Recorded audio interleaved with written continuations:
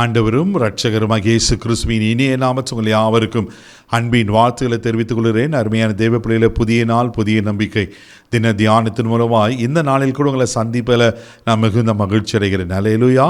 இன்றைக்கு கூட கர்த்தர் நமக்கு கொடுக்கிற வார்த்தை என்ன? சகரியா தீர்க்கதரிசன புஸ்தகம் 2ஆம் அதிகாரம் 8வது வசனத்தை கூட நான் வாசிக்க கேட்போம். உங்களை தொடுகிறவன் அவருடைய கண்ணின் மணியை தொடுகிறான். அல்லேலூயா. எவ்வளவு அருமையா இருக்கு பாருங்க. உங்களை தொடுகிறவன் அவருடைய கண்மணியை தொடுகிறானா? யோசித்து பாருங்க. அப்போது நாம் என்னவா இருக்கிறோம்? அவருடைய கண்மணியை போல கர்த்தர் நம்மளை காக்கிறவராக இருக்கிறார். ஒன்றும் இல்லைங்க, உங்கள் விரலை எடுத்துகிட்டு போய் கண்ணுக்கிட்ட எடுத்துகிட்டு போங்க, ஆட்டோமேட்டிக்காக அந்த இமைகள் நம்ம மூடிக்கொள்ளல. நம்ம விரலே நம்ம கண்மணியை தொட முடியாது. ஆண்டவங்களை எப்படி வைத்திருக்கிறாரு? அவர் கண்மணியை போல வைத்திருக்கிறாரா? உங்களை தொடுவதற்கு எந்த சக்திக்கும் அதிகாரம் கிடையாது. தேவ பிள்ளையில் உங்கள் மேலே கை போடுவதற்கு, உங்களுக்கு விரோதமாய் காரியத்தை செய்வதற்கு, உங்களுக்கு விரோதமாய் தீங்கு செய்வதற்கு கூட ஒரு மனுஷனுக்கு கூட அதிகாரம் கிடையாது. ஆமாம், அவர்களை பாதுகாக்கிற ஆண்டவராக இருக்கிறார். அந்த கண்மணியின் வெடிப்பில் வச்சு அவர் கரத்தாலே நம்மளை மூடி பாதுகாக்கிற தேவன் எவ்வளோ மேலே நம்ம மேலே அக்கறையுள்ளவராக இருக்கிறார் பாருங்கள். நீங்கள் வேதத்தில் வாசிப்பீங்கன்னா 1 நாளாகும் புஸ்தகம் 16ஆம் அதிகாரம் 22வது வசனம் இப்படியா சொல்லப்பட்டிருக்கு. வாசிக்க கேட்போம். நான் அபிஷேகம் பண்ணினவர்களை நீங்கள் தொடாமலும் என்னுடைய தீர்க்கதரிசிகளுக்கு தீங்கு செய்யாமலும் இருங்கள் என்றார். ஆமேன். அபிஷேகம் பண்ணினவர்களை தொடாமல.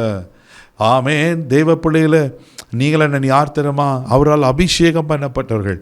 இயேசு இயேசுனா ரட்சகர், கிறிஸ்துனா அனாயிண்டட் ஒன். ஆமேன். அபிஷேகம் பண்ணப்பட்டவர். அவர் நமக்குள்ளே இருக்கிறார்ல. அப்படி அபிஷேகம் நம்ம மேலே இருக்குல்ல, கர்த்தர் சத்துரு கையில் ஒப்பு கொடுத்துருவாரா? பாருங்கள், ரொம்ப அழகாக வசனம் சொல்லப்பட்டிருக்கு. அபிஷேகம் பண்ண தொடாமலும் அவருக்கு தீங்கு செய்யாமல் இருக்கணுமா? தேவ பிள்ளைல, அதனால்தான் நம்ம இன்றைக்கெல்லாம் பாதுகாப்பாக இருக்கிறோம். எத்தனை தீங்குகள், எத்தனை பயங்கரமான சூழ்நிலை, எத்தனை பிசாச போராட்டம், எவ்வளோ மனுஷர் சூழ்நிலை, இவ்வளோ மத்தியிலும் கர்த்தர் நம்மளை நிற்க வச்சிருக்காரனா அவன் எவ்வளோ பெரிய பாக்கியம். ஏன்னா அவர் கண்ணின் இமைகளை போல நம்மளை பாதுகாக்கிற தேவனாக இருக்கிறார். ரொம்ப அழகாக சொல்லப்பட்டிருக்கு இல்லையா? உங்களை தொடர்றவன் அவருடைய கண்மணியே தொடுகிறானா? நீங்கள் தொடர்ந்து வாசிக்கும் போது ஆதியாகமம் புஸ்தகம் 31ஆம் அதிகாரம் 24வது வசனம் வாசித்தீங்கன்னா அங்கே ஒரு சம்பவம் நடக்கும். வாசிக்க கேட்போம். அன்று ராத்திரி தேவன் சீரியா தேசத்தனாகிய லாபானுக்கு சொப்பனத்தில் தோன்றி, நீ யாக்கோபோடு நன்மையை அன்றி தீமையை ஒன்றும் பேசாதபடிக்கு எச்சரிக்கையாயிரு என்றார். பாருங்க, லாபானுக்கு ஆண்ட சொப்பனத்தில் பேசுறாரு. நீ யாக்கோப்புக்கு நன்மையை தவிர தீமை ஒன்றும் செய்யக்கூடாது. ஏன்னா லாபான் பயங்கர கோபமாக இருக்கிறார். அவர் விட்டுட்டு போயிட்டதுனால இங்கே சொப்பனத்தில் பேசுகிறார். நீ யாக்கோப்போடு போயிட்டு நீ என்ன பண்ணோம்? நீ நன்மையை செய்யணும். எவ்வளோ ஆண்டர் கரிசு நிலவராக இருக்கார் பாருங்க. யாக்கோப்பை ஆண்டர் எவ்வளோ நேசித்ததுனால ஆமீன் ஆண்டர் சொப்பனத்திலுமாய் லாபானை எச்சரிக்கிற பார்க்குறோம். உங்கள் வாழ்க்கையில் கூட யார் உங்களுக்கு தீமை செய்ய நினைச்சாலும், யார் உங்களுக்கு விரோதமான காரியங்களை செய்ய நினைச்சாலும் பயப்படாதீங்க தேவ பிள்ளையில. ஆமீன். அவர் உங்களை பாதுகாக்க உண்மையில் இருக்கிறார். பகலில் வெயில் ஆயிலும் இரவிலே நிலவாயிலும் உங்களை சேதப்படுத்த மாட்டாது. ஹல்லேலூயா.